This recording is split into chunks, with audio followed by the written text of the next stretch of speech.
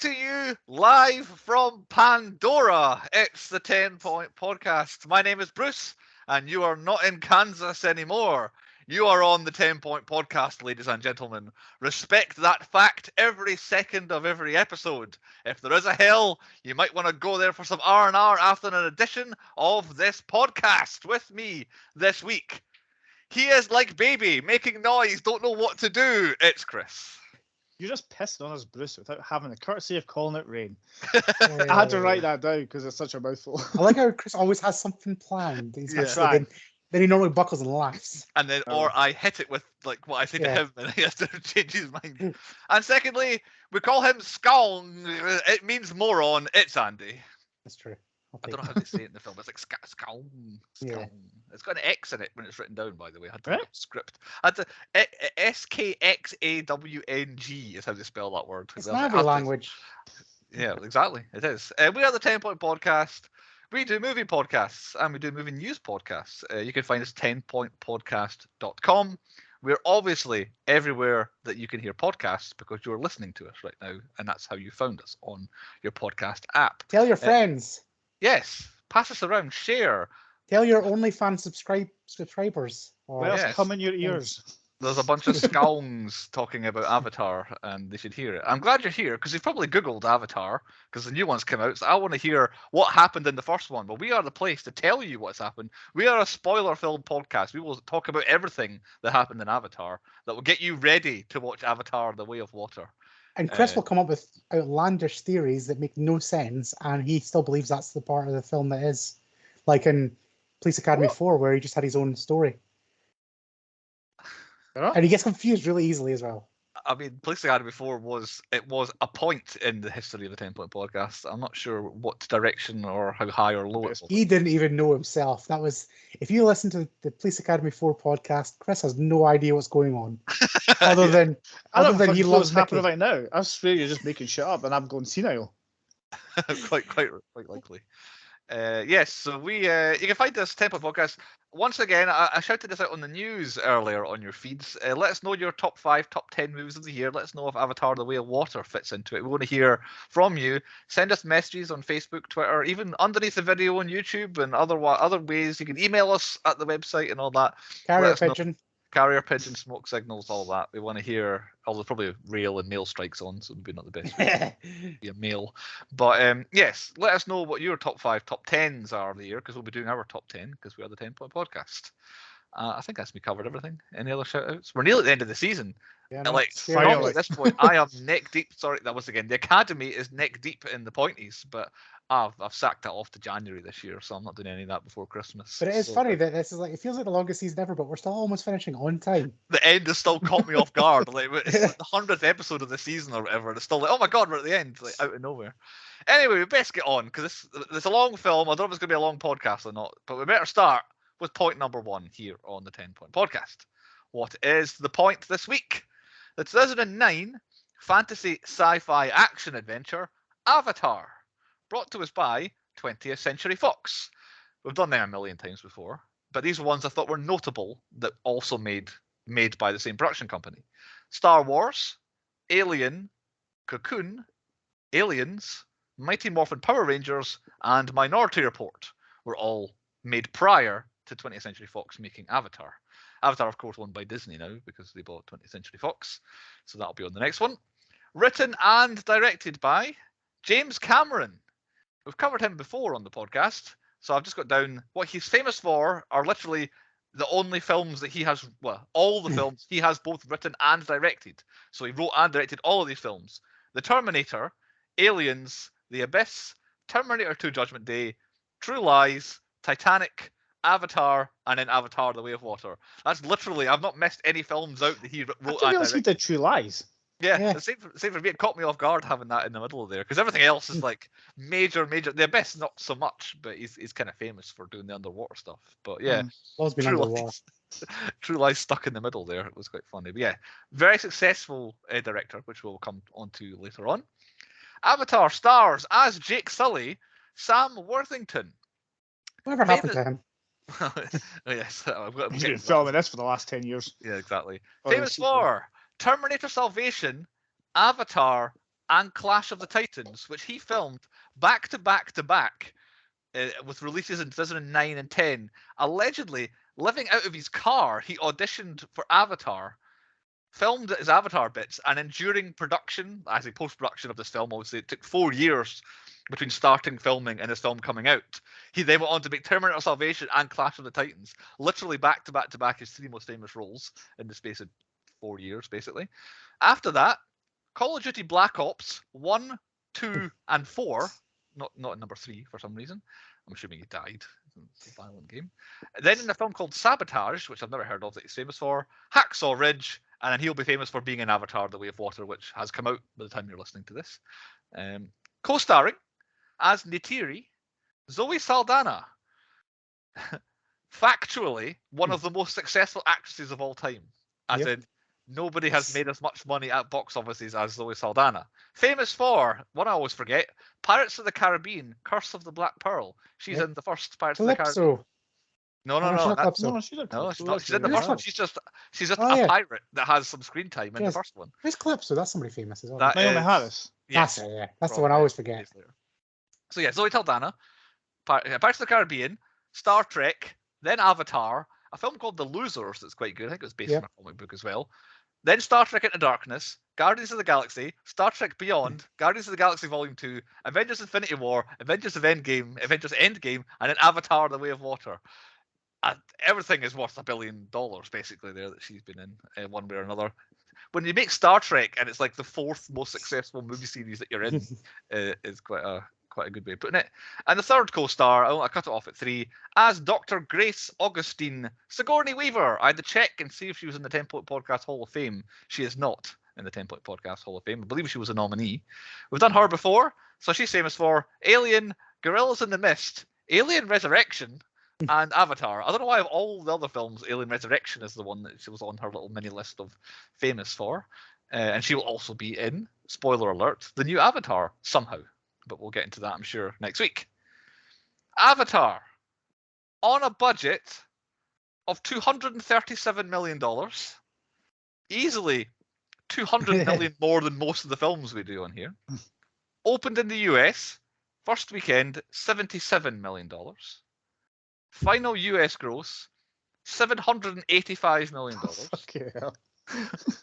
Final worldwide gross, $2,922,917,914. Currently, this movie. Currently number 1 all time at the box office, ahead of Avengers Endgame by $125 million. If you remember when Avengers Endgame came out, it made a lot of money. And Avengers Endgame were like, we're making a lot of money here. We could beat Avatar.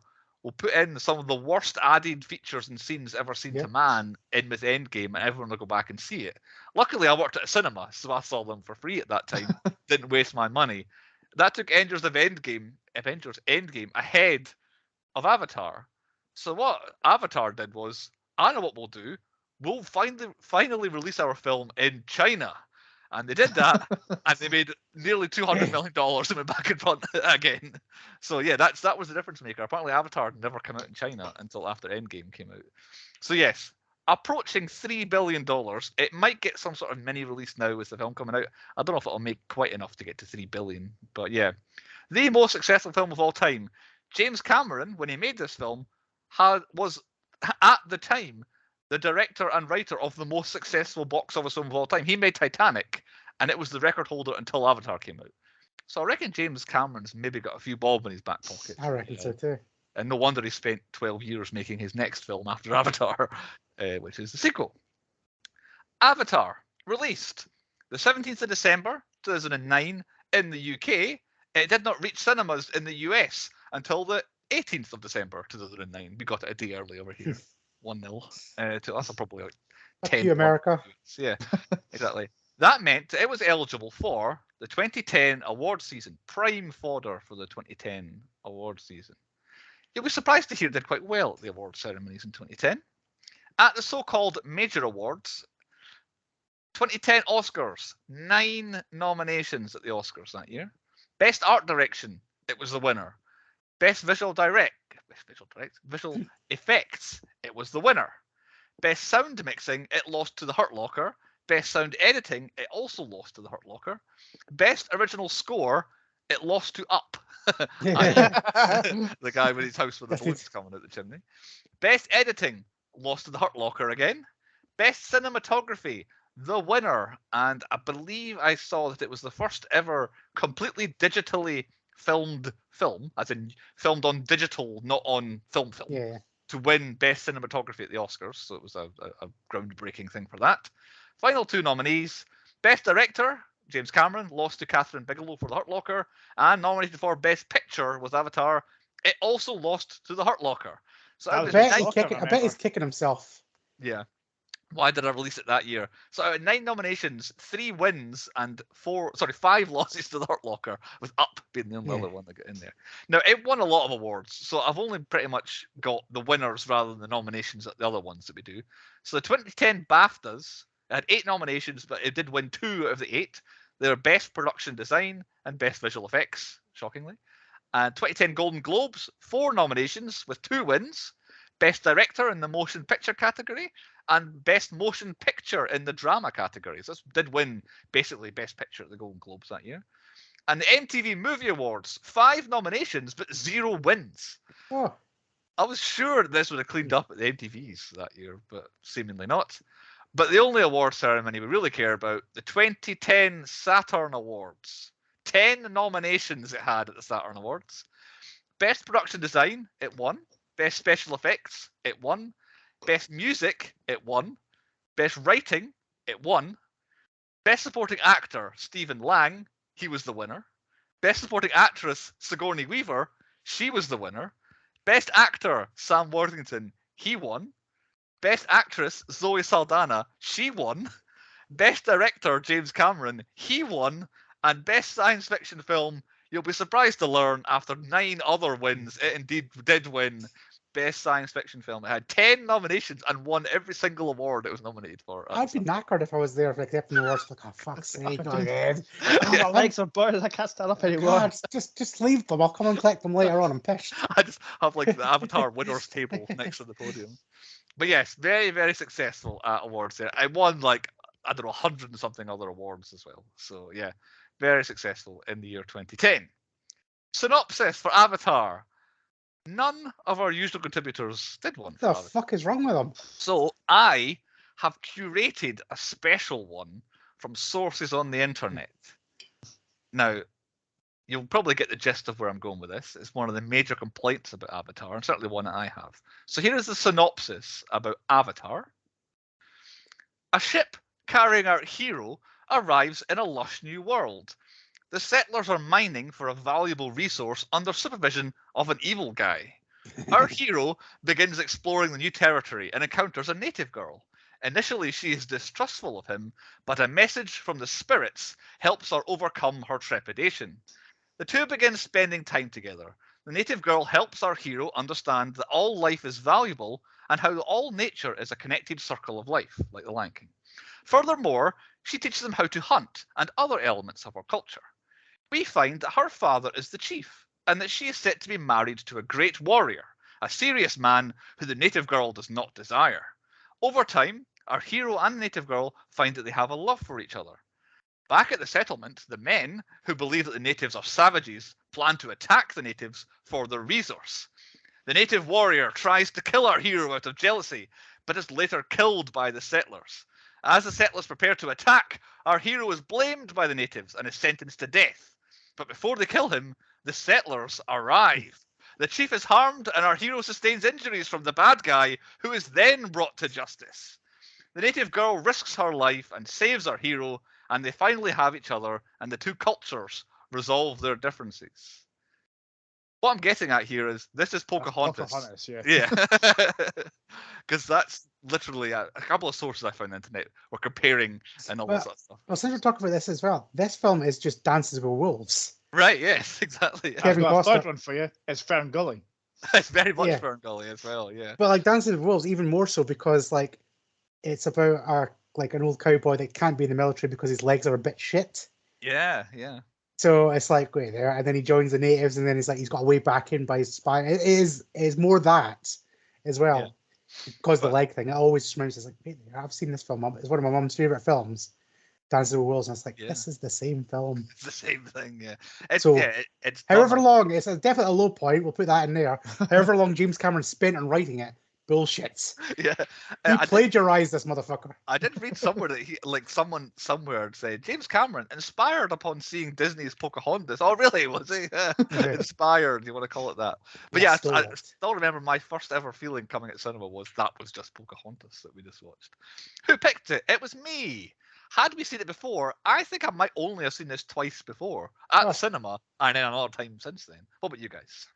I've seen it a few times, yeah. This is always my TV testing one. So I remember watching the cinema in 3D. And then every time I get a new telly, so I'd like obviously got a telly, and it's like, I've got the DVD, so I'll put that in. It's like, oh, look how good that is. Not quite as good as the 3D at the cinema. And it's like, oh, I've got the Blu-ray, put that in. It's like, look how glorious this looks. And it's like, oh, I've got an Xbox Series X, the 4K version. And it's like, look how glorious this looks. It just keeps getting, so I'll probably say it maybe 4 or 5 times. Yeah, I think maybe at most I've seen it 3 times. So I've probably watched it as much in the last week as I had done before that. Which channel would we normally find this one on? I can see it's been a BBC. Feels like Fair enough. BBC Christmas Day, Boxing Day Yep. kind of. Yeah, I was going to say Sky. But yeah, Always I Sky. Likely to be Sky. And which version did we watch? I saw Chris watching a Blu-ray earlier in the week, so I'm assuming he might have watched a different one unless he watched something else. What? Yeah. Well, your activity is on Xbox Live. So I thought I logged on one night and Chris was watching Blu-ray player, and I was like, I wonder if he's watching the Blu-ray of Avatar. But I Disney don't have Plus. Blu-rays, DVDs. It's just normal DVDs. Disney Plus is what I watched. How about you guys? I watched Yeah, I Disney did Plus. But I've seen like loads. There's not Yeah, much difference, is there? Yeah, Disney I wa- Plus. Oh, carry on. I was Chris. gonna say I watched Disney Plus first, and I was like, it's missing something that's on the DVD. So I went back and watched the DVD extended version. There's like an extra 16 minutes or something. Is it? Eight minutes difference is all there is, which feels like it's more. But yeah, this Disney Plus is the theatrical cut, and then when they were on their let's grind more money out of this, we're very successful. They added 8 minutes of extra things in. There's a bit at the start with more of Jake on Earth, Which and then there's a flyover like just before this bit. For me, you see more animals running about. the bit on Earth is what intrigues me. I don't think it would have added too much to the plot because I quite No. like the fact that you're literally in with Jake in space already, and we're already traveling. You don't see what's going on, and the kind of to me, it's obvious that they should spin some sort of mystery out of what happens with his brother in the future films. Like, I didn't need to be in the first one, but maybe in a future film could be what actually happened to his brother. So yeah, 8 minutes extra, and Chris has added that. There is one bit, I don't know if I should mention it here or not. I had a vivid memory of our 2 main characters messing around with their hair tails and plugging them together, because Disney Plus does not have them linking their genitalia together, as it were, which I'm positive happened in the film. I which don't remember that. I I believe it. remember that. I believe it did happen. Did you watch a version on the internet? I say I've only watched it twice. but Sexitar, not Avatar. I know. I'm not even sure if I have the Blu-ray version of it. To be honest, I feel like I do, but I couldn't find it. But I read Mandela somewhere that effect. there was a shot that was included in some version of them putting their tails together. So we'll see. Maybe it's just like a bonus deleted scene you've watched. Maybe it is. Maybe. But yeah, 8 minutes is all the difference it is. On to point 2 then. Point 2 is the high points. What we thought the best bits and things about Avatar are. Normally I throw over to whoever picked it to go first, but I picked it. Over to yourself. Over to myself. It's an all-encompassing one, but still, like Andy mentioned, still absolutely holds up visually, the film, in terms of... You can tell that's the difference when you make things digital, because you get all these 4K upscaled things, and like Matrix is probably one of the worst upscales I've seen, where it's like you get this nice 4K version of it, and it is grainy as fuck, and it still shudders as well because obviously it's film. Yeah. So it's like you can see that, whereas Avatar's just bolted. It's like that's what it is. It's not going to shudder. It's not going to flake. You don't get little flares coming up. Aye. And you can see how far James Cameron was even at this stage, because this would be filming if it was 4 years, still 2005-ish, and compare that to like the Star Wars prequel trilogy and how kind of rubbish that looks now compared to what this was. Like, this was a massive jump up. Well, apparently he wanted to film this in 1999. They were basically like, no, you can't. He I wanted remember twice. reading that he had to wait for the technology to catch up with him. He had to wait for technology to catch up, and he wanted twice the budget of what he actually got in the end. But Yeah. 10 years earlier, it's like, yeah, we're not doing that. So yeah, I had to put that in there. That it technologically still holds up, still looks absolutely fantastic. And you look at every scene and you're like, this cast is actually tiny. There's only 3 people there, and everything else is built. It's Yeah. like there's nothing else there. So that had to be my first high point. But my first actual high point of the film is, I think I still forget every time I go to it, the reveal that Jake is in a wheelchair. Every time I'm like, oh yeah. Like the first time I remember being like, oh, I didn't know that, because in the trailer I don't think it gives away that he's like in a wheelchair. Yeah. Like obviously you It see. pretty much just jumps to him being an avatar. Yeah, exactly. Yeah. So that, and then I was completely sucked in by his like legs. I'm like, Oh, that freaks me out. Like, I know it's obviously fake legs, but they're so skinny. to me they were so realistic. I'm like, how have they done that? Have they done? Has he got like a leg double, or did Sam Worthington? They normally bulk up to be superheroes. Did he skinnyify his legs for like 3 years? Like, but yeah, apparently they took a cast of someone who was in a wheelchair, their real legs, made like prosthetic legs out of his legs, and Sam Worthington's like in the wheelchair, like he's like, I don't know, magician style, hidden away in a secret bit, which they edited out what looked like his legs dangling down, as it were, and he just had these kind of fake legs propped on the front. But yeah, the reveal he's in a wheelchair. You don't get too many main characters of films who are in wheelchairs. It's not especially not action films. And I don't think you could do that in this day and age either, because you would have to find a cripple in a wheelchair. That's it. Like, oh, he's not allowed to play that. He's not actually in a Exactly. wheelchair. Yeah. So yeah, it's kind of a bummer point now as well, because yeah, you can't. Could you do this now? Nope. Luckily, what happens at the end happens, and we don't have to worry about that in the second. Exactly. One. Who else has got early high points? I have nothing too early on. So I've got one fairly early on. It's basically when he lands on Pandora, and he's just cruising out in his wheelchair, and then it's just like you finally see the kind of world it's building up to, and it's like, but it's all like humanized. It's mechs. It's like, look what we're doing. Everybody's a dick. You know, it seems to be like immediately really the first happy. humans you meet are horrible to him. Yeah. Wheels on wheels. Like the guy walking past in the big mech thing, he, like, Sam moved out of the way quite quickly. He still was like, stay out of the way. I know. Humans are just dicks. And I still remember watching this going, that's better than the Matrix ones. The mech suits. It's something that I didn't clock until I watched it the second way through. It's like I couldn't work out kind of what was different. Like, I know this was filmed in 3D.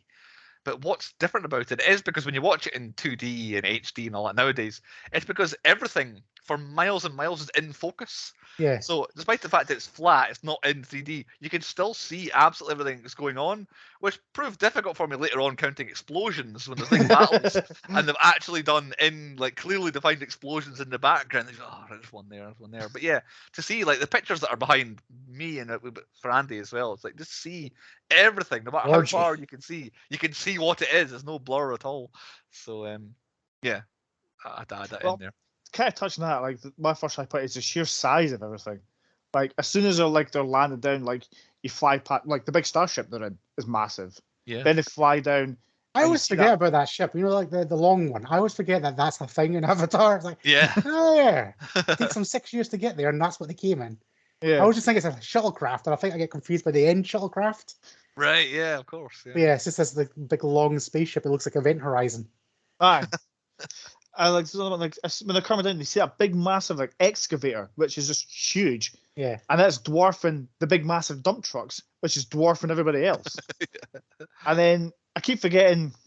I'm gonna jump to the end a little bit. Is when you see Natiri jump through the little kind of hut that they're in. That she is huge compared to everybody else.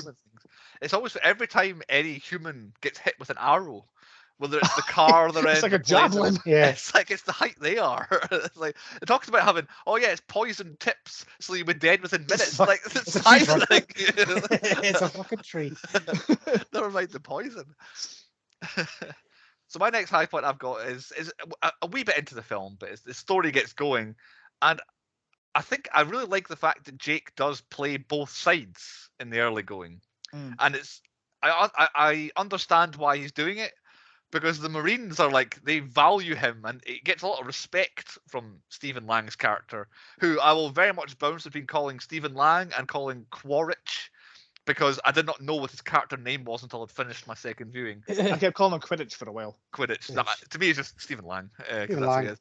And then Grace, Sigourney Weaver, just absolutely hates his guts upon his arrival on the planet. And it's another one of these completely unnecessary, why are you here to help me? I don't want an extra person here trying to help me with my thing. You're not the one I wanted, so I'm just going to insult you until you travel 6 years back to Earth again and I don't have to deal with you anymore. It's like, well, the person's there now. You might as well work with them. So, yeah, I liked him being a sort of kind of double agent, as it were, working for the same team, but playing both sides of that team. Was a good part of the. Speaking the of that, story. I've got a similar one. It's like Stephen Lang is obviously good in it, but I actually like what you call him, Giovanni Ribisi. He is the perfect amount of bell end, and he's in it, I would say, just enough as well. Like, you could tell he kind of doesn't want to do it, but you know it's his job as well. Yeah, I was going to say like that. He's been pressured, yeah. Yeah. You can just see like, oh fuck, they're trusting me with this. He's got a human side compared to Stephen Lang. When you see what happens later on, he's regretting. I'm kind of hoping he is in the second one. I don't know anything about it, but yeah, I do like his character. I hope so as well. He also is the right amount of inept as well. Like, he can't get the tech to work, but he's still organizationally like, I'm in charge of everyone. I know what to do. I might not know how to do it, but I know what to do, sort of thing. Yeah, he plays it very well. But yeah, he'll come up later on for me in some nominations, I think. So he certainly. You mentioned Stephen Lang. I mentioned Stephen Lang. Just Stephen Lang as he's brilliant. Quaritch. Everything he does. I watched it with Jade here, and she's like, she was fascinated by him on a attraction level, as in he's a very sexy man, and I'm like, this middle-aged man who's horrible with massive scars down your face. He's like, yeah, he has something about him. So he has that X factor about him as well. You need to shave, Bruce, and you got to pick a fight with somebody. My hair needs to get a bit grayer. Or things like that. I'm trying to think where I first kind of encountered Stephen Lang, but I think it was a TV show. And I was like, this guy is absolutely amazing. I cannot, for the love of money, find it. It was definitely this. I genuinely think it's this. I think it was this, but then like, I didn't really care about him when the first time I seen this. Then I watched Terra Nova, which is only 30 episodes. And he basically plays the same character. It's like the dinosaur thing. Yeah. And that's when I was like, Stephen Lang is amazing. And rewatching this, it's like, no, he's still amazing. But yeah, I didn't really care for him the first time I watched this. But yeah, like now, just anything Stephen Lang is, he's brilliant. Like Don't Breathe 2, and all that stuff. He's brilliant. He's underrated. I know you talk about Psych, Andy. Psych, yeah. Just looking at his IMDb page. But yeah, no, he's one of the people that pops up and he literally now steals it. Like, but when I first watched him in Avatar, I was like, pretty good, but I don't really care.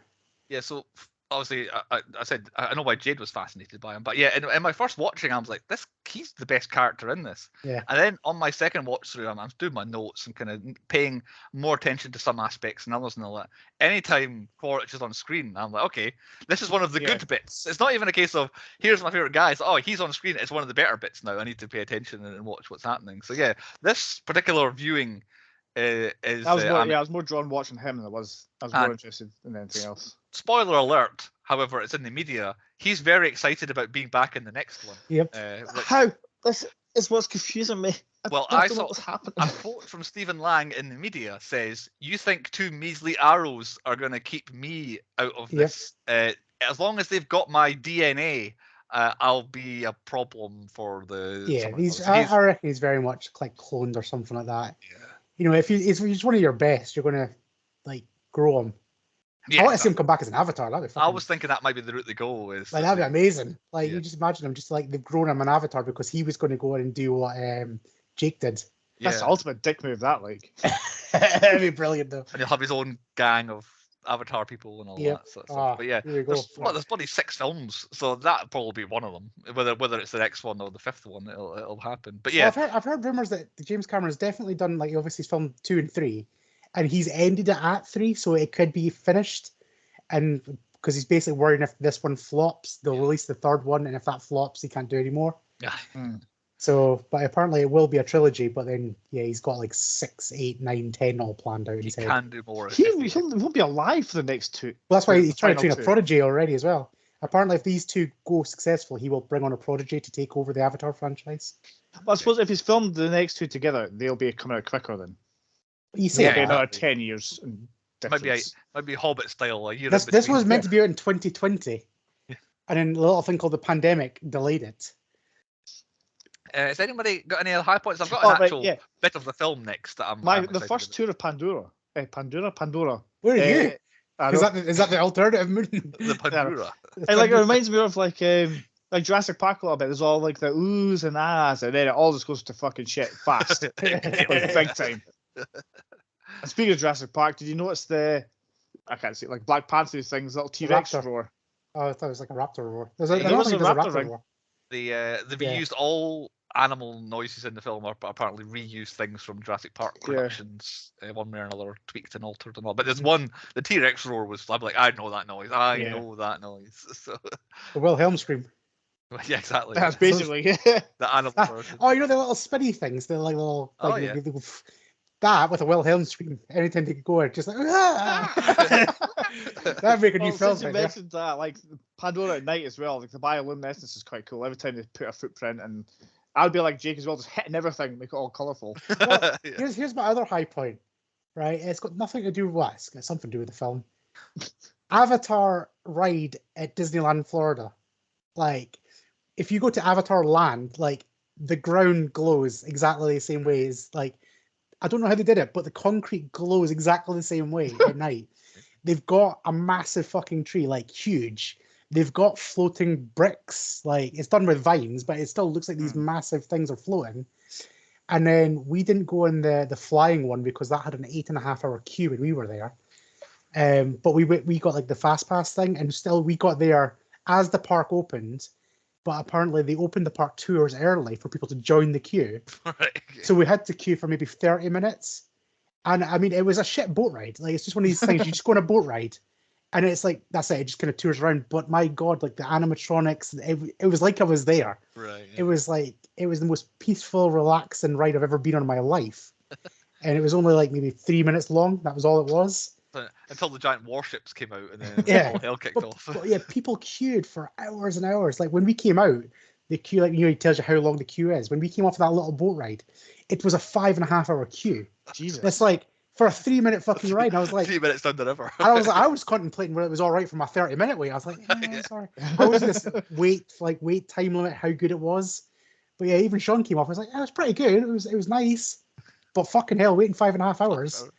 And then all you could do that day. Pretty much. And then, but the other one was 9.5 hours. It was like literally they cut the queue off already at 8:30 in the morning because they had to get through everybody. It was like everybody had to get seen that day. So you can see like the influence Avatar had, but yeah, the whole land and the whole like in this film, like the night shit, it changes the whole thing. Yeah. So my next high point, Jake is fully trying to get integrated into the tribe at this point, and he's learning to get into the things. Get into the theory, no. Or loincloth. Learning to fly is what I've got next. Is him when he's trawled up the mountains and he's bonded with his pterodactyl thing. So I like the horse people more, like the horsey one. You like the horsey ones? I'd rather be able to fly than you. I'd rather be able to fly, but I feel like the horses have a bit more personality and seem like a bit more of a cunt. Like they didn't give a shit. See why you're drawn to them then. Yeah, learning to fly. Definitely. When Neytiri says, just think fly, and he goes, fly? And he goes, and just takes off with him on it. It's like, and then he's like, would you shut up and fly straight? And it just goes, okay, then I will do that. Yeah. Okay, that's how it works. You're literally one brain at that point. And then again, it was probably the last time when I was like, wow, look at this place. Look at it's amazing. I could see everything, and everything looks real, and everything looks believable. I used to try and do it when we have animal things. The aliens look like, okay, I understand how that would be a thing. Oh, something I hadn't spotted. Kind of similar and different with the fact that there's probably slightly animals you can get here, but with 6 legs. Like everything, everything has 6 legs apart from the flying things. What are they called again? Navi. The Navi. Yeah. And one thing I didn't realize until research that the Navi only have 4 fingers on a hand. The human avatars still have 5. Yeah. And only the difference is that the human avatars have eyebrows, and the Navi don't. So all the Navi actual characters don't have eyebrows. I've noticed they've kind of got smaller eyes compared to the Navi. They're more like that weird animal thing with big eyes. Yeah, and I've noticed the Neytiri especially has gigantic eyes. She's way bigger eyes. Like a Disney princess eyes. Exactly, yeah. But yeah, Jake, Norm, and Grace, they're the only Avatar blue people that have eyebrows because it's to look more like the human face. And also, I guess the humans back on Earth who were making them, maybe either the DNA or when they're designing them, they didn't know that the Navi didn't have eyebrows, so they put it onto their faces. But yeah, the flying scene I very much enjoyed. I'm going to go quite dark here. Oh God. The film of Home Tree. Oh, That was absolutely. I mean, it was like I'm not a monster, but that is probably the most emotional moment in the whole film. And the fact you see this giant tree getting chopped, and like we were just mentioning, like Stephen Lang is just like, nice job, guys, with a cup of coffee, rounds on me, and just leave. They don't care about anything else about it. I do feel like that's like, what does he say? It's like, all right, we'll get this done in time for tea. It's the first Yeah. time I would say. It's like, yep, I need my tea. Come on, let's go. One of my vivid memories of seeing the film, I was like, what happened in Avatar? I know it's Pocahontas, and I know they're blue, but I can't remember what else. And what I could definitely remember is, having seen it in 3D, is the camera panning up with the helicopters in the foreground and the flaming home tree in the background. It's just the one shot that was vividly in my mind, and I was happy watching it again. It's like it's a horrible atrocity that's still occurring, but it looks nice. Aye. The just before that was my next high point. The first instance where it can answer the question that I had, which was, like, Jake is a human as well as an avatar. Like, he isn't permanently an avatar at this point. So when he's asleep in avatar form, but like having his breakfast in human form, while that digger or whatever is coming to come and squish him, and he's panicking and all that. It's like, I know he's okay, but I'm like hanging on. Like, oh my god, what's going to happen? How is he going to survive this sort of thing? So that was well done, but then straight into the battle of Home Tree, or whatever you want to call it, where the music as well. It's really familiar to me. Like, I don't know the Avatar theme and the Avatar music, but the music it plays, I like the vocal thing. Yeah, like that bit, and there's a sort of chimey sort of element to it. I wish I could sing it the same way as a good Police Academy theme. But it happens at this bit, and it happens pretty much when the good guys are getting mowed down at the end. And it's a really, really good bit of music, and just everything with the home tree being felled is really good. And then to say Stephen Lang just being like, not giving a damn. He's so like cold and callous. He's just like, yep, job done, let's go. Yeah, very good. That's definitely. Oh, there's an extra bit like before that. Shut up, Chris. It's a quick thing. Do you know, like after they've Jake's bashed the bulldozer, and that's just think about it. The extra bit is the Na'vi have set them on fire and destroyed them, and that's when he's like, I'll do it with a lot less casualties and look humane. That makes sense then. Right, my last high point, since we're talking about flying things and flying creatures, is the scene behind Bruce. Yeah, the fleet. Yeah, the fleet coming in, and then like just the big bomber like flying ridiculously too slow. I feel like it needs to go a bit faster to stay in the air. Yeah, but then just like all the kind of Na'vi coming down, all the birds, all the clans coming together. That just the entire battle scene was like Endgame style before Endgame was a thing. One thing that made that thing proper epic is if the big bomber is playing Ride of the Valkyries. That's overplayed at this point. Yeah, that would be too gimmicky, I think, if they did. But I think you're right. Every one of my high points from here on is the last hour, like the battle. Yeah.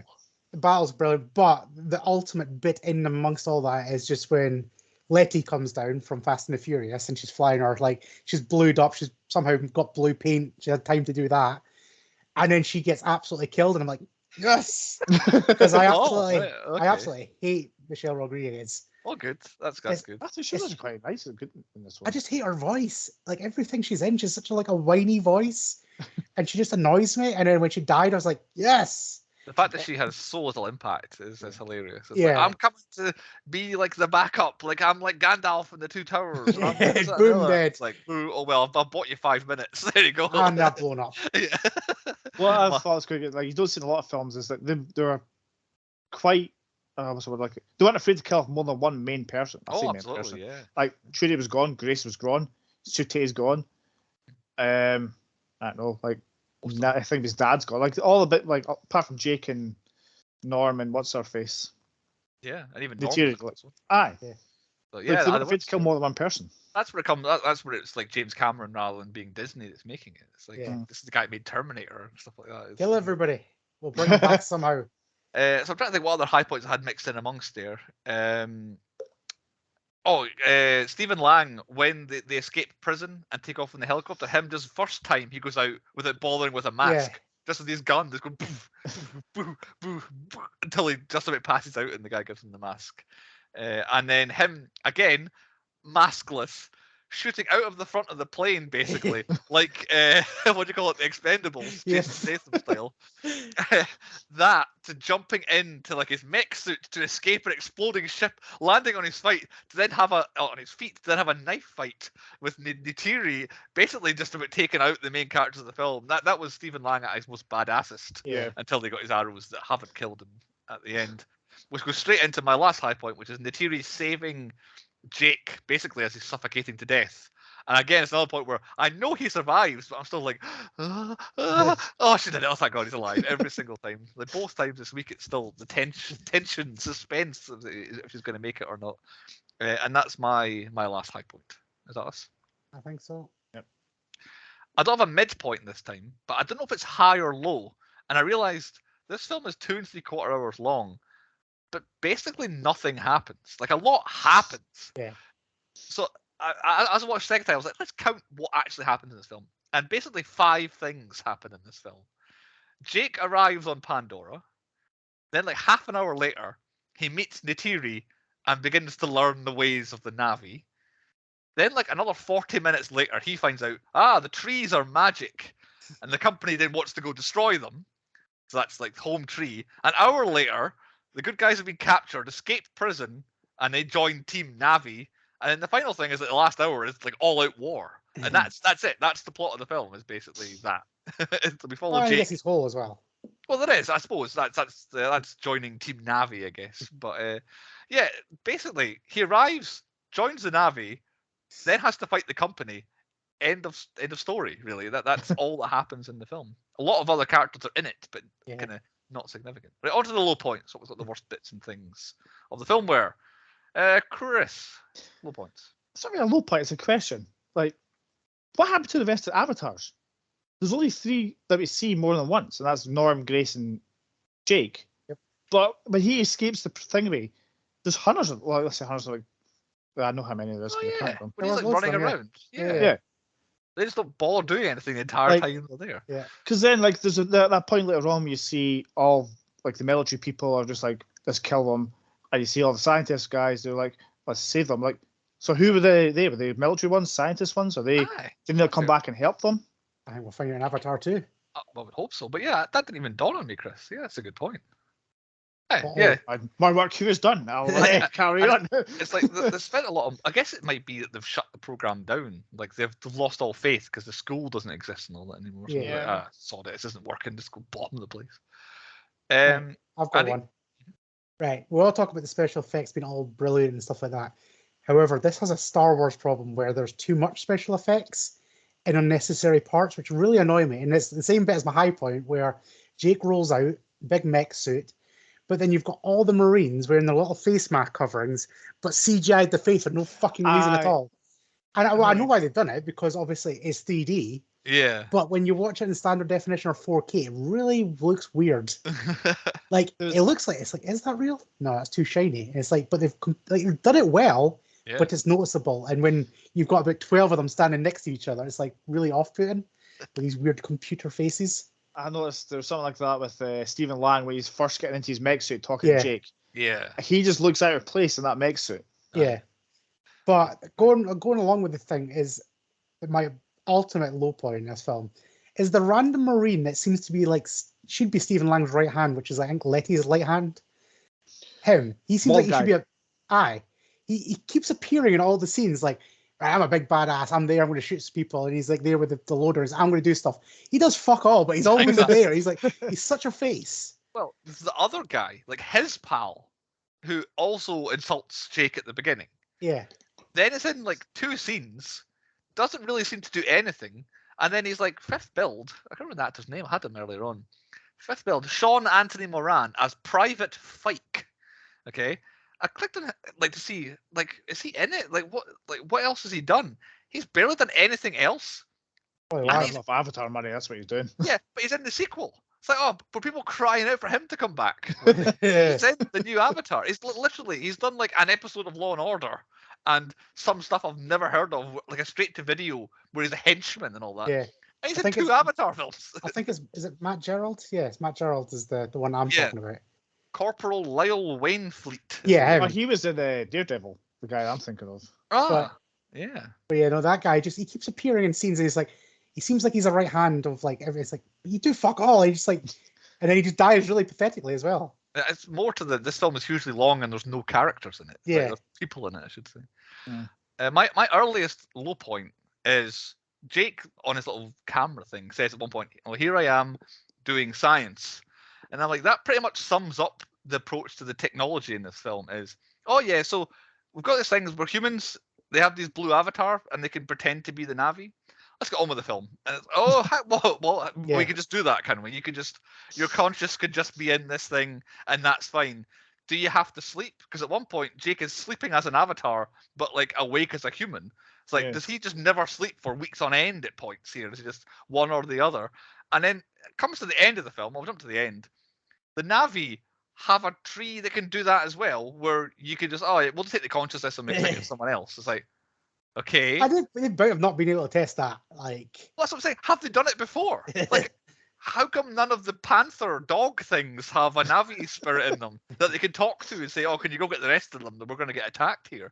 It's like they're just like, "Oh, we'll gamble with these dying humans. We'll stick with them." Right? Jake was Maybe that's how Steve Ladd comes back. Maybe there's an evil Awa, and as he died, he's sucked them out.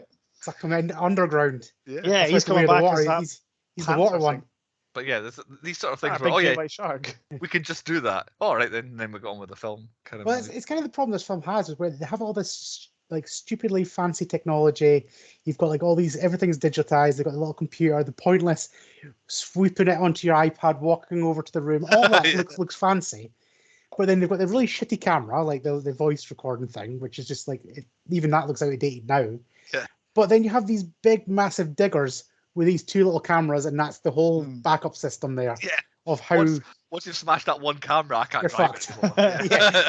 Absolutely pointless. Oh, like since you mentioned that, that's when Lang turns on Jake. He's like, "You crossed the line." Yeah. To be fair, he nearly crushed him with a fucking bulldozer. Absolutely. I'd be pissed. I would be I pissed was as well. fucking Yeah. sleeping here, you prick. Yeah. On a nap. Low point happens all the time. Not listening to doctors and just running off annoys me when Jake first becomes an avatar. It's like, why? And oh yeah, I know your legs haven't worked for 6 years, but you've been sleeping for 5 of it or whatever it's been. So you don't really.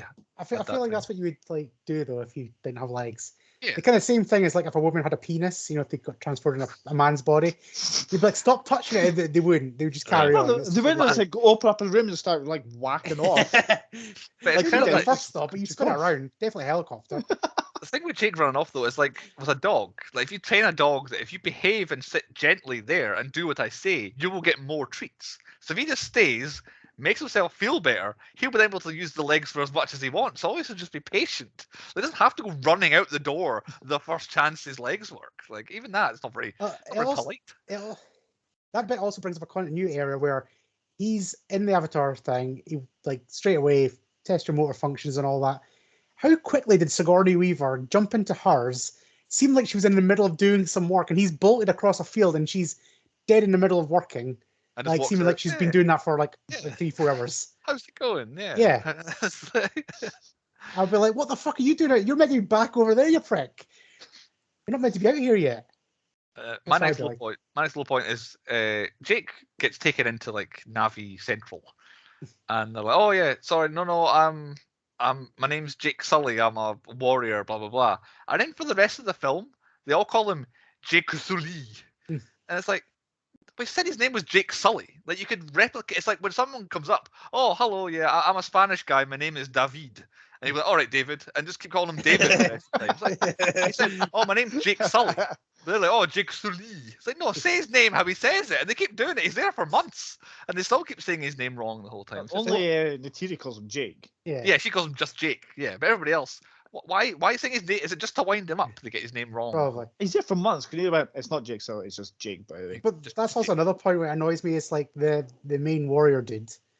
He's like learning English as well. Sute. Yeah. It's like, if you hate them that much, right, okay, I kind of get the mentality of you're going to learn their language so you're a better warrior.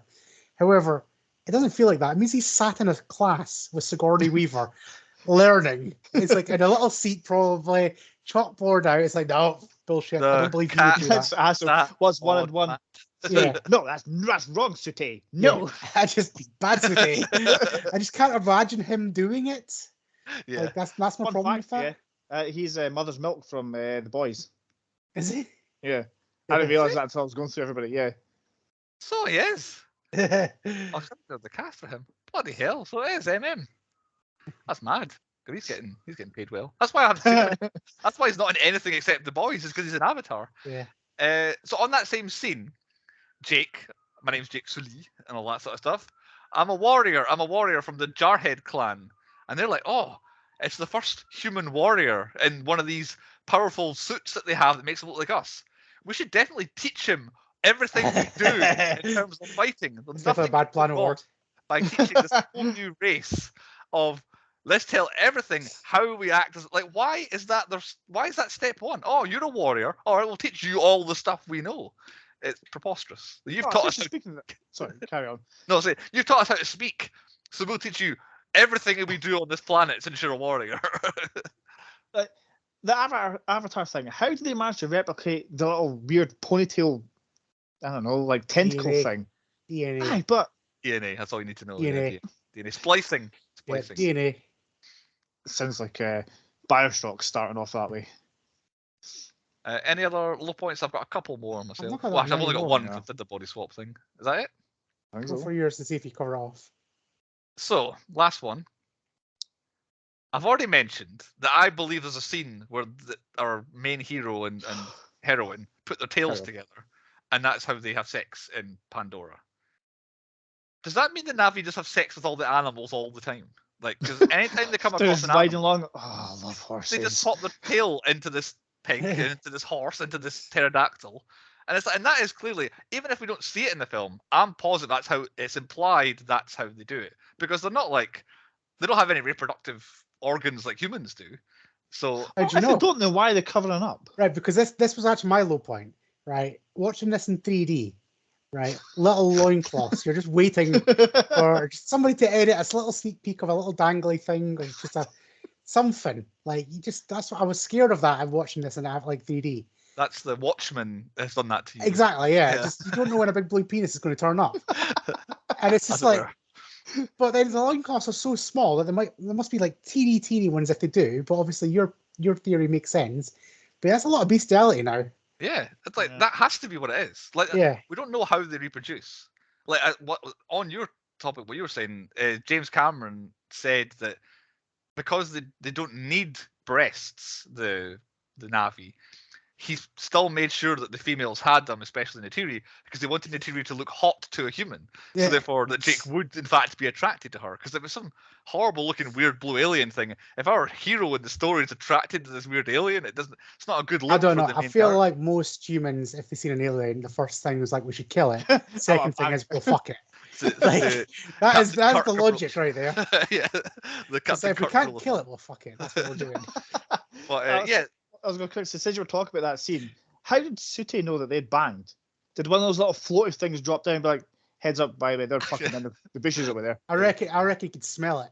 Like smell it on them. Smell it on them. It's like, oh, you put your thing in his thing. Yeah, he was attached to a tree watching them, the dirty bastard. My theory is that they're the bits and pieces, and they just stick it in trees and everything like that. Rub it on everybody. Right. Point 4 on the podcast. Point 4 is the stats. I've kept track of my normal ones. There were 3 shits in this film. I may have missed a couple, but there was some light swearing. I think it's cut out on the children's versions of it. F-bombs, though, there was none of them. Explosions. 97 explosions. Yeah. Quite a lot. And like I say, there were some in the distance. At one stage, it was catching the deaths. Like, there's a lot of deaths, and the explosions were catching up. And the deaths, I cheated a bit. I did a bit of counting, but I did actually found a resource on the internet that literally broke down every death and every kill in this film. So 147 apparently is the correct answer. I was nearly there.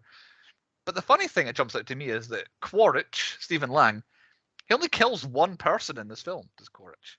And that's Grace, which is kind of by accident. He was just firing his gun at the helicopters and flew away. Well, he said he was going to do it. Yeah, and that's it. He's in charge. He's telling people to fire and all that sort of stuff. Home Tree is a tough one because we don't know how many are still in there, but it's supposed to mainly be evacuated at that point. But yeah, 147 is where we are. The person that kills the most on screen is Jake. He kills 25 people. Of everybody, he's got the highest body count in the whole film. Is Jake Sully. Cows. No cows. If you want to suggest that some of the alien things are cows, go for Nah. it. But No. no cows. Same for the goats. Dead animal. Well, hundreds of them in the battle, but specifically the first one was the dog thing that looks like the thing that's behind Chris on the Oh yeah. background. Naturi puts that down humanely, as it were. But yeah, dozens of dead kind of alien animals. No pedos, we think. We don't know what the Navi actually get up to. The devil wasn't there. No KKKs or Nazis, although I'm sure Stephen Lang might be that way inclined. It's hard, Wow. the character, not the actor. Tom Cruise trifecta. Jacob's a bit unlucky because it is on a foreign soil, as it were. He does run, he does get the girl, but there's no motorcycles on Let's ride a Pandora. fucking bird. I was gonna say he rides a bird, There is a bird, yeah. and a horse is a closer thing to motorcycle.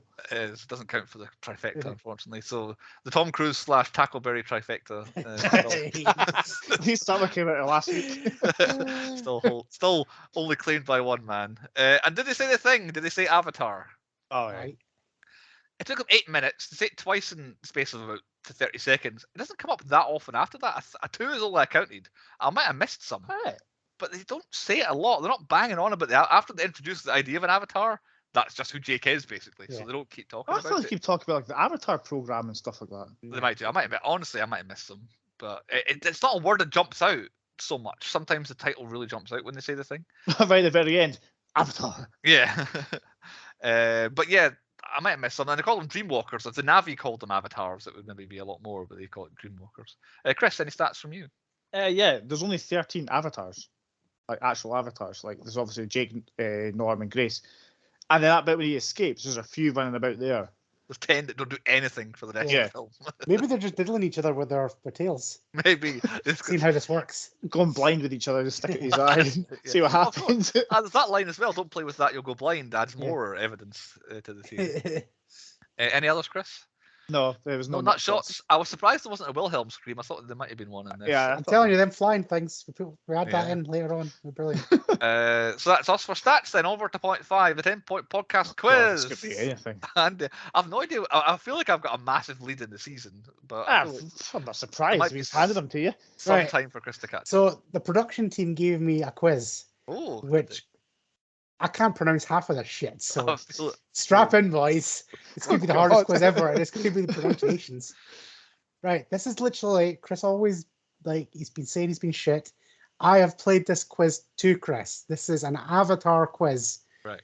Geared up for Chris because he knows everything about Avatar. He's usually better at this sort of stuff than me. So with that, Chris, do you want to go first? Yeah, why not? Right, Chris. Question 1.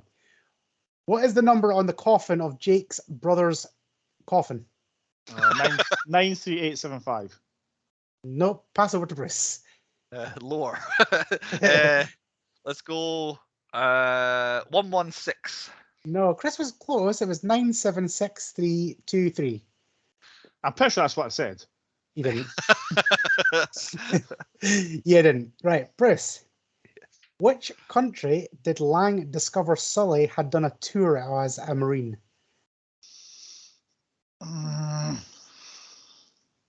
Afghanistan. It wasn't Afghanistan. Chris. Venezuela. It was Venezuela. Told you, this is boy, he's Rain Man here. I thought you'd go do this kind of quiz, and I was going to take notes on this sort of stuff, but I didn't bother. Chris, name the animal that attacks Sully before being killed by Nirti. That thing. It's Natiri. a Aye, Thanator. No, it's not. No, I'm going to say Thanator, but it's not. It is a Thanator, yeah? Is it? Yes. I'll take that. Bruce, what is the Sahelu? What is the word? Is that what you like? What the thing Yes. you're saying? What is it? Yes. What is it? Oh, is it the hair tail thing? No. Oh, I don't know. They say it's a thing. I'll give him my answer. Right, okay. Chris, It's the Bond. it's the Bond. Right. Okay. I get you. Right, where are we? Chris. It's Chris. Which mountains do the team fly to work from? Extra point if you can get the site number as well. It's the Hallelujah Mountains. Yes, that's 1 point. Site 17. I don't know. Not Site 17. Do I steal a bonus point, Bruce? So I can't steal the Hallelujah Mountains. No, he's got that bit. That's a point fixed Already in. got that one. Damn it. Site 12. It's not Site 12. It's 26. Oh, so close. Which clan does Neytiri belong to? Whatever you say her name. Neytiri. Neytiri. What's her clan called?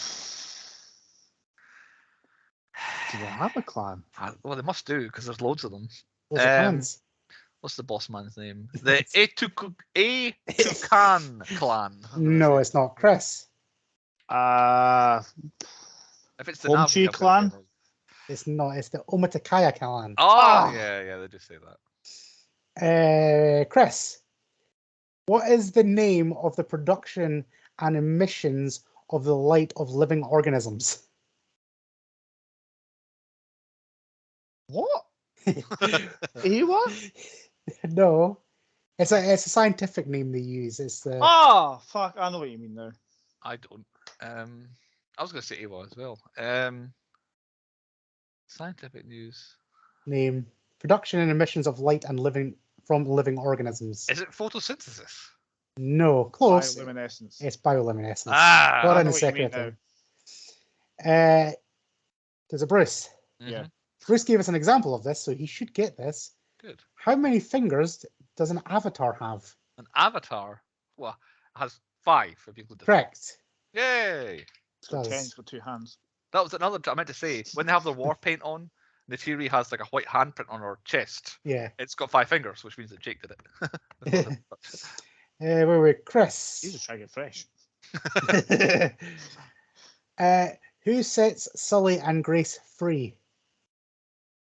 Trudy. No, Trudy. Is it Max? No, Max. Who was it? Moat. Who says, from the, when they're captured like that. Right, I got you. Oh, Custom that free. one. I thought it meant like Chris said, I thought it meant in the prison. No, it was prison, but Yeah, the Navi prison, not the yeah, human prison. Navi prison. Where am I? Bruce.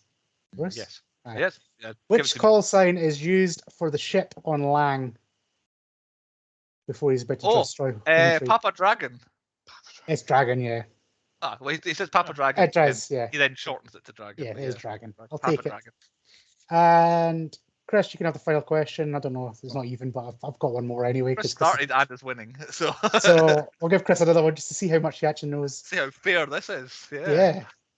Having successfully ridden Turuk, Jake Sully is now referred to as what, Chris? Turuk Makto. Yes. How does he do it with this? Because he's Well, got they that did brain. mention it like 3 times. I know, but it's like there's Taruk Maktol, and then there's Moat and Tute and Etukan. I think it's and Moat. Navi I think and it's all that. Sute. I think it's Etukan. It's like the, Well, you can still pronounce them all way better than I can. I had to write them down phonetically to pull any of that off. fair enough. The Either production way, team literally gave me. I was like, I can't read any of this. Write it so I could read it. you put it in Chrissy's style. And I still call her Nirti. Nirti, yeah. I thought Right. it was. I thought it was like Ntiri. I didn't realize there was like a Neytiri. Yeah, I thought it was like Neytiri. NT at the beginning. Anyway, congratulations, Chris. You were There you go. I sensational. handed you a victory because I Yeah. knew you were special like With this. those really hard questions that you somehow got the answers to. So I like I said, he was close with the coffin one. He got the start number I right. don't know. I remember there was a 9 at the start, so I just made up the rest of it. Absolutely amazing. Right, point 6 on the podcast is That will be movies the and number movies. Why don't you stun us even further, Chris, by the 10-point podcast universe? Well, there's a lot of people, but I didn't go through everybody. But Sigourney Weaver's obviously Grace. She was in Alien, Aliens, and Cabin in the Woods. Yay, got it. Director. Got them all. Is that them all? I thought it might be. That's I was surprised you got Cabin in the Woods. That's why. That's how, yeah. That's how she was nearly a Hall of Famer because she was. Well, I only remember vaguely that because of the Alien and Alien. No, looking first. I can't remember now. Anyway, yeah. Giovanni Ribisi. He was Selfridge. He was Gone in 60 Seconds as Kip Raines. He was. CCH Pounder, who is Moat. She was in Face Off as Who one of was the ones she? that get burnt alive. She was one of the ones that brought the idea up to Yeah. Sean Archer about the Face Off Right. thing. Yes. You probably won't recognise this guy's face, but Wes Studi was Etukan. He was in Street Fighter as Sagat. Yes. That's the last one I got. I didn't. Oh, go good. further. There was a lot of them. I wasn't going through everybody. Yeah. Oh, is that you? No Oh more? yeah, that's them all. Yeah, I was think. that- yeah, All right, exactly, okay. Yeah, I do. I thought you said you did one more. No, like it's Oh. a lot of like. There's no other characters in the film that are in There's a anything. lot of Kiwis in it. Like they must have filmed it in New Zealand or something. Yeah, That's why he's filmed this new one. Yes. Yeah. And the water's warmer down there. Have you recast this into the film, Chris? I have. Fairly obvious, but just your norm. Yep, Because I don't absolutely. think I've ever seen a better doppelganger. Like once I opened up my notes, I went straight to recasting. I thought, well, obviously, I'm Norm. Brackets. Joel David Moore is my doppelganger. He's Yeah. living the life I should have had. I should have used all the roles he plays. I put myself as Jake before all the training. Because I'm a bit of a scown, and I'd be doing that thing like he just runs along, just hitting everything because it's brightly coloured. And Andy was the toughest. Like I was close to putting you Quaritch, but I thought he was a bit too extreme for you, so I put you as Selfridge. Yeah, I'll take that. So I immediately thought, I think Andy and Quaritch would get on pretty well. The way Andy talks about, like, I don't know, protesters and people who get Fuck the in his indigenous way. people. Yeah, and Andy has his way to go about things, and if someone ruins that, he will just go straight through them. So, he's got. But with Chris, I had trouble struggling with you. I thought about Jake, but I thought I don't know, you give off this kind of unlucky vibes. I thought you might actually be, is it Tom Sully or whatever his brother's name is? Like, He's dead before he starts. yeah, die before you I've even got get this to go big there. mission ahead of me, but I'm going to die before it even happens. But the scene where Selfridge struggles with the technology at the table and not getting it to work, I'm like, that's us before every podcast every week. Yeah. And I'm like, so Chris has to be Selfridge. So I went that way. Andy, have you done any recasting in Avatar? Well, it's not a recasting. It's something that came up that I found out that Matt Damon was obviously meant to be the original Sully before Sam Worthington. And apparently it still makes Matt Damon wake up in cold sweats that he turned it down because James Cameron offered him 20% of the movie merchandise and gross. So he's fucked himself. And That's a apparently, Will Smith move there. Cameron Give him a deal. yeah, offered to give up his money to say, if this flops, I won't get paid for it as well. Yeah. So I wonder if that money was going to go to Matt Damon. but yeah, apparently 20% Matt Damon was offered. He basically said he couldn't do it. The kind of thing he said, I can't do it. He didn't really like the script, but he was filming the Bourne Ultimatum. It was the boring. I time. wonder if it might be the oceans that were around. No, it was the Ultimatum. But yeah, apparently when this came out, apparently had to spend time with Ben Affleck to help him through the tough times because apparently it haunted him and it still haunts him to this day. Good stuff. Okay, I didn't do any movie references because they don't outrightly reference anything, and then they rip off other things, which we've already covered. So could this have come out in 1995? Absolutely couldn't, because it didn't. I would love to see a 1995 like N64 version of this. You know, that people like go back and do like an 8-bit version of things. I want to see that. I want to see. You an see the 8-bit mountains version on little sticks as they're moving past. Yeah. I want to see it. Well, ironically, coincidentally, in 1995, you could go back, Andy, and watch this because Disney's Pocahontas came out in 1995. Yes. So you literally could go and watch this, the same film. Dead Man Walking. Now, I knew Stephen Lang died, so I don't want to go for him, although he's not actually dead, so it doesn't count either way. But Giovanni Ribisi, that's the character who dies in this film all the time. Like, you know, he's a bit more of a dick, and then the good guy aliens break into the base, and he gets horribly stabbed in the control room at some point, but he doesn't die in this. But he really normally would be the dead man walking, and as I say, hopefully he's back in the next one. Who's in the wrong movie? Tough, really. Nominees I've got for that. Maybe Giovanni Ribisi. Like he doesn't. He's not in it. It's definitely Letty. Maybe. With her familiar. I forgot about her actually. I had is Lang's character too good to be in this? Should he have his own film? And then I went Norm. Norm should be the #1 supporting character in this film. He has about 5 scenes. Yeah. So maybe he's not in this film. So does that mean he's not in that film? But you could be right. They've literally just taken Michelle Rodriguez out of the Fast and Furious to be in this. So maybe it's hers in the wrong film. And what happens next? Avatar: The Way of Water happens next. My assumption is going to be that those greedy humans are back with a new approach of how to get bigger their ships. And they're going to go under the water to mine it. That's my theory of where we're going to go next. I want to see, I mean, maybe 5 or 6, is them come to Earth. Apparently that's the rumours. To come in, well, I would say come and mine whatever we've got, but that's the whole point. Earth is nothing. Replant it. Put plants down. Yeah, they could do that. Pandora is the moon, isn't it? Like there's Yes. a big planet Yeah. next door to it. So, just, Yeah. Point 7, the tropes that need to die. I kind of struggle with this. A lot of this is Yeah. action movie obviousness, but I went, humans are bad. Bad people are humans is the trope I think needs to go. It's like, shit. take care of your planet is the other one, I guess. But Chris, Yeah. trope it today. Mine's was, to try to go a bit more technical, I put science good, military bad. Because it's always in every film. Like, it makes all scientists are good. They're like the ones that want to help the Navy, and the military just want to kill everybody. There was that like scene when Quaritch is giving us like a Hitler speech. He's just like, let's go kill him. And they're all nodding, going, yeah, let's fucking do it. And then the scientists are like, no, like, we'll just go and help them. There's like this divide. Yeah. The scientists, they need to be reminded that they're also taking the money from the same company as all the soldiers are. Like, you're all invaded this planet, like, as well, and you're taking, you know what this company is doing. You work next door to the soldiers. You know what they're doing, and you're taking the money off of them. Like, you're getting paid by the same people. So yeah, they should have gone. Oh, quick question: how did Trudy not get court-martialed for disobeying orders? Like, she flew away from the big home tree massacre. Yeah, that's a good point. Well, maybe she flew off into the jungle at that point and painted Malfunction or something like that. Oh. Yeah. Okay. I don't know. But you're right. I guess she's probably just been hiding until she broke them out and then they took off. Because it probably happened that night, wouldn't it? That she would break them out. Andy, your trope needs to die? Stop sleeping with your teacher. What? You always sleep with your teacher. That's the right. Yeah. Jake and Yeah, Jake's like sleeping with his teacher. Yeah, good point. It happens all the time. When somebody's teaching you something, you end up falling in love and you end up banging, and it's always going to lead to something. The worst one I've ever seen is Entrapment with Catherine Zeta-Jones and Sean Connery. There's like a 40-year age difference. But yeah, see, it happens in every movie, and it shouldn't happen. You should be able to get, thank you for teaching me, handshake, go on, sleep with somebody else. My life, yeah.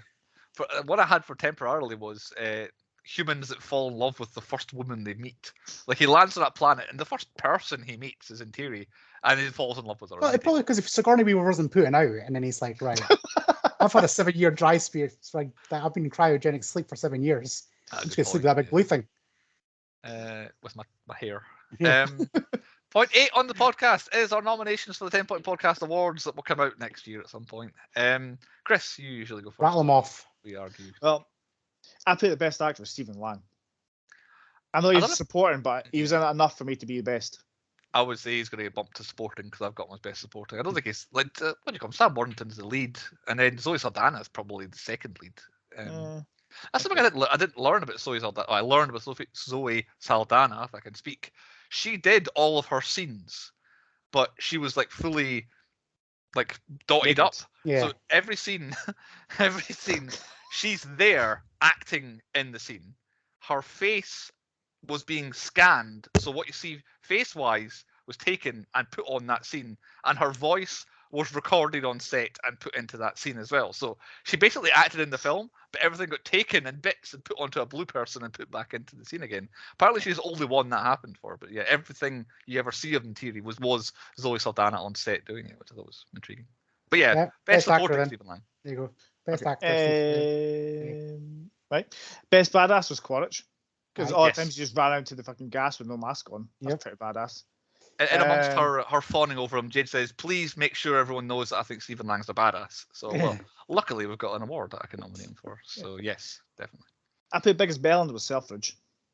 Because he okayed everything. I've got a different biggest bell end. Biggest bell end is Grace, is the biggest bell end. Because she just absolutely just tears through Jake. Like, oh, welcome to the team. Puts his hand out to shake hands with her. And she's just like... Twice he tried to shake somebody's hand, they got dinny twice. Yeah. But I think she was a bigger bell end. I think the bad guys are villains, but I think she's more of a bell end. Like to Jake in the first 20 minutes, half an hour. Everything she says to him as well is just like disrespectful. Okay. Best villain, I put Quaritch.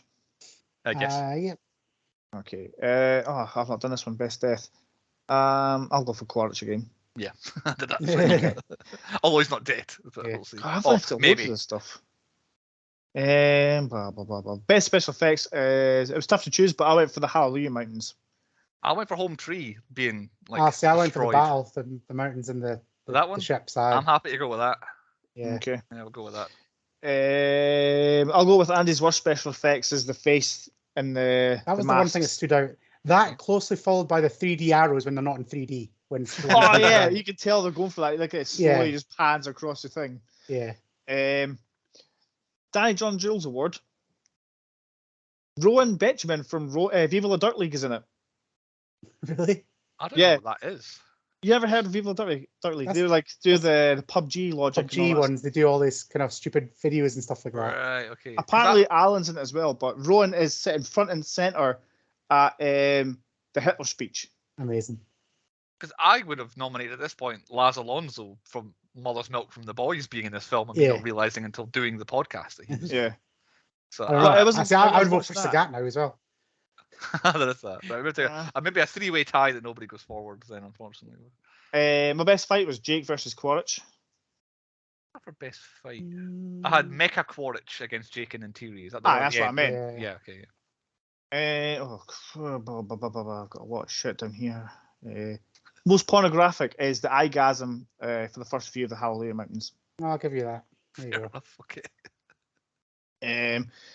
My best physics was Grace explain all the tree connections because there's a lot of math there. There's a fifth of the connections. Oh, the 10th of the connections. 10th to the 12th and all that yeah. stuff. And then he's just like, I don't care, please. Yeah.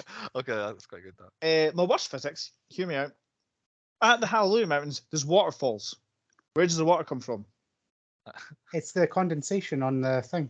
And where so when it rains up, like behind you, and like your picture, you can see like water falling down. It'll be pooling. It's just rained and it's pooling down. Did they explain why the rocks float? Yeah, the gravity, isn't it? Well, why does the water fall off them then? Because the water. There you go. Worst physics. That's where I was going with that. Yeah. Apart from that, best kiss, the random one between Neytiri and Sully, when they're getting a jiggy with it, with their ponytails. We had best kiss. I thought we just had worst kiss. Well, I don't know. I'm assuming because there's a worst kiss, there must be a best kiss. Well, if you felt especially passionately about it, Chris. Not really. You can delete it if you want. Not I'll probably best hair, the sexy ponytails. Yeah, sexy ponytails. Yeah, I'll go with that. I went best character name Papa Dragon. He did say Papa Dragon, Andy. I know because you're a dragon, but he did say Papa Dragon. I know it's not his character name, but best code name. Best that done home tree. Best voice work. I'm gonna go Zoe Saldana because she's not actually voice work. Like who did you put as best voice work? Nobody. I keep forgetting there's one. Technically, she does do voice work, but also technically she doesn't, as I later her on. But she's in it a lot, and I thought she was quite good. She gets across because also she speaks a different language. She has to sound kind of differently. She talks like she doesn't know English and all that as well. So I'll go for that. Most underused, definitely Giovanni Ribisi, but Norm runs him close because Norm just gets cut out of the film, I think. But Giovanni Ribisi, I want to see more of. I think I might have had my fill of Norm. Worst plan. Andy guessed it. Teaching your ways to the first warrior you've met from essentially the opposition. Plats. And my last one, worst acting. Michelle Rodriguez is pretty bad. Yeah. She's I hate her. I just hate her in everything she's in. Especially when she's doing her like Messiah thing at the end where she's trying to save the day and just gets completely every line she delivers in that bit is kind of like this is my last day. She is the cringiest thing about this film. Yeah. I'm going to change film slightly. Do you know that one of the Fast and Furious when she fights Ronda Rousey and beats her? Yeah. But Ronda Rousey isn't Ronda Rousey, you know what I'm saying? She's playing a character as well. Yeah, so. But even still. But yes, there we go. Andy, have you got any else to add? Best product placement, Stanford University. Right, okay. I struggled. I didn't think you had one, which is why I didn't throw that directly. Yeah, just a t-shirt that Scotty Weaver's wearing. It's just like, that's the only thing I actually see. It's like, Stanford t-shirt. That's what I went for. Yeah, even there's no like snacks or anything in the background. Okay, point 9, the moral of the story. What lesson were we supposed to learn? I've just gone humans are bad again. So who's got a better one than that? Okay, I'll go. I put do what's right even if it makes you a traitor. Right. That's proper moral of the story. Mine's is just don't go to other planets. They're bad. Yeah. Or hell on earth or whatever he says. That's right, yeah, hell on earth, yeah. Point 10 on the 10-point podcast is the 10-point rating where we rate it out of 10. I picked it. I get to go first. I'll give it a 7. I think a lot of that is because of how good it looks and how technologically impressive it is. Plus, the last hour of the film is good. Like it really, you kind of get into it at the end. It is just Pocahontas, so that really I was bang average because it's just the same story, nothing original going on. But when you think about it, it's better than average. I think I didn't get the hype initially, but watching it without the hype, it's pretty good. It's hard to fault it, as in our low points were outweighed by the high points. So 7 from me. Andy, I've got you going next. I don't know why. Pretty much exactly the same. 7. It's visually stunning, still holds up now, but it's not Pocahontas. It is Dances with Wolves. That's right. Yeah. And Chris, what are you scoring? Prema's got the exact same as you, but I've put Fern Gully instead of You got the trifecta. I got bored in bits until like Stephen the Lion came on screen. The middle bit where he's just repeatedly when he's learning shit, I literally the phone was out. It's like I don't give a shit. Yeah. Here's a new bit of thing we do. Here's a new thing we do. This is another thing we do. This will all come back to be important later, but here's 20 minutes at a time of each thing. It really drags out. It's overhyped, but I'm looking forward to seeing the second one and how they bring everybody back. Yeah. I'm more interested now having seen this one. Before I was like, oh, it's a new Avatar. I can't remember what's. But now that I've seen it, I'm like, oh, right, okay, I remember everybody. I get the principles, but I'm still like, I'm not sure I want another story from there. But we'll see. Are you scoring a 7 as well, Chris? Yeah. You don't have to give a number. Lucky number 7. 7's across the board for Avatar, meaning it is very much officially a 7 out of 10 from 10 Point Podcast. Hopefully the second one holds up. I don't have a theme. I don't know if you want to guess it. It's a bit scattershot at this point. It's like Gremlins, this, Being John Malkovich, Teenage Mutant Ninja Turtles, and Minority Report. Weird Science. Weird Science. Still Weird Science. Yeah, it does work. Go that way. Weird. I did pick Weird Science in the end. I went for Avatar. So there we go. That was my Weird Science season, apparently. I will try and maybe come up with possibly getting a theme next time. Speaking of themes, the final episode of the season, the final episode of Andy's theme. Now, Andy's theme officially is Slither, Prey, Evolution, and Suburban Commando. But or aliens. He says beautiful creatures, Teenage Mutant Ninja Turtles, possibly Batman Begins, Gremlins, and Avatar do all fit his theme. Yes.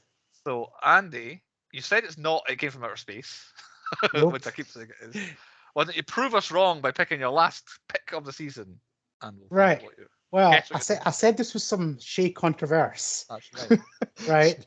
It may not be controversial because what I have done, and we're going to flip over to the wheel. Ah. So I have put some picks on this wheel. Oh God. That I don't know. It's one of, I think I've got 6 films on this wheel that all fit my theme. Right. Some are Christmas themed, some are really not Christmas themed. And Die Hard again. they're pretty much films that I want to watch in the next few days. So that's why I've done it. So if you give me So give each me one of time these to do does this. fit your theme. So every single, so this gives you even more films to work out. Once it lands on something, you can discuss for 30 and this seconds. This is because I pinched Gremlins for you and you couldn't pinch. Yeah, I was going to do Chris. Like I was going to end on Gremlins. So this gives me a free thing, and I've decided to go for a wheel. So here we go. So we're going to start sharing. Can you see the wheel? We can. Yeah. It says click to spin. It's Right. Oh no! Oh, it's there. It's there. So yeah. Effects is going to land straight at it. Oh, Krampus. So I've got Krampus, Jumanji, 2 Ewoks films. 2 Ewoks. Tommy I've the got T-Rex. Tommy the T-Rex, Godzilla, Pitch Black, Somebody else Congo. picked that. Eh? Somebody else mentioned Tommy and the T-Rex. Why have I heard that? I Yo. mentioned it on a podcast at one point. Okay. And Star Wars: The Holiday Special is in there as well. Right, so we're gonna spin this and see where it goes. Here we go. Right, we're spinning. It's slowing down slowly. It's gonna land on. It's exciting. Star Wars and the Ewoks. It's Jumanji. A normal film. Of all those dangerous films we could have done. I would say it's just about the most normal of the lot, isn't it? I know. I don't know Congo, to be honest. Yeah, I say either this or Pitch Black are probably the most I'm slightly normal. disappointed by that. You've let yourself down. Spin it again and see what happens. You know what? I'm going all in. I'm going for like a mulligan on this one. We're not doing that one. We're going to do whatever this one lands on. We have to do what it comes on next, even if it's Jumanji again. Right, deal. We're doing it. We're going to go balls out. Controversy. Here we go. Whatever it lands on. There's one movie he watched. He doesn't want to pick it himself. Yeah, he didn't want to guilt free. If you're going to go back to Jumanji again. Keep going. Oh my God, he's going to do it. No, keep going. That's Krampus. Oh, here we go. It's a Christmas film. It's We'll go for Krampus. that. We'll end on a Christmas one. There we go. Oh poor, my old, god. poor old Jumanji relegated to the never wasies. Oh, there we go. So yeah. There's my You theme. wanted the Star Wars holidays, didn't actually go out and pick it. Yeah, or the Ah. Ewoks. There was a lot of stuff there, but I'm happy with that. It's a we go. kind of normal I've never film. seen it either. There we go. So Krampus it's- does fit your theme. Yes, so you can guess my theme now, and if not, I'll tell you what it is. Final guesses. Well, you said I nearly said it during Prey, and I only said animals, so I'm still saying animals. You were close. You didn't say animals. You said something else. Did I? I went Yeah. back and watched it. Is it Right, like- I'll give you a massive clue. I feel like I'm almost there. The very first film we did has a part of it in the title. Aid? No, it's not like yours. It's very obvious, Chris. Well, the first film we ever did was. I think it means Last Action Hero. No. The very first film we did in this season. Oh, in the Ah. season. So it's creatures then. Creature features. Right, 'cause that's where I was trying to get to. Because I was like, everything's got like a sort of monster in it, but not Yes, a monster. It's a creature feature, so it's basically things with creatures in it. And Right. Chris literally said, "Prey, is your theme creature?" No, is it animals? He said the word creep. Huh? Yeah, you literally said the word creep. Animals. What's Oh. Suburban Commando? Have I forgotten the creature? That's the weird general dude. That's a big thing. Oh, right. Okay. He's a creature, There he is. which I almost fucked up on because I forgot it. It's like I was like, I'm pretty sure he turns into a creature. So there Yeah. you So there we go. go. Creature features. So there we are. What's it again? Krampus. Krampus. Is it? I feel like there's variants on the Krampus. Which particular Krampus are we doing? 'Cause It's all the newest one, the one with what do you call him in it? What's his Doesn't name? narrow it down. Eh? That doesn't really narrow it down. It's the 2015 one. with Adam it- Scott and Tony. Adam Collins. Scott, that's the one, yeah. Right. 2015. I see. Yeah. It's on Netflix. Cool. So there we are. You've all got time to find that. Very festive. Well, not very, but festive. A festive film to finish on. The 2015 Krampus. And we'll see you next time for the final episode of the season on the 10 Point Podcast.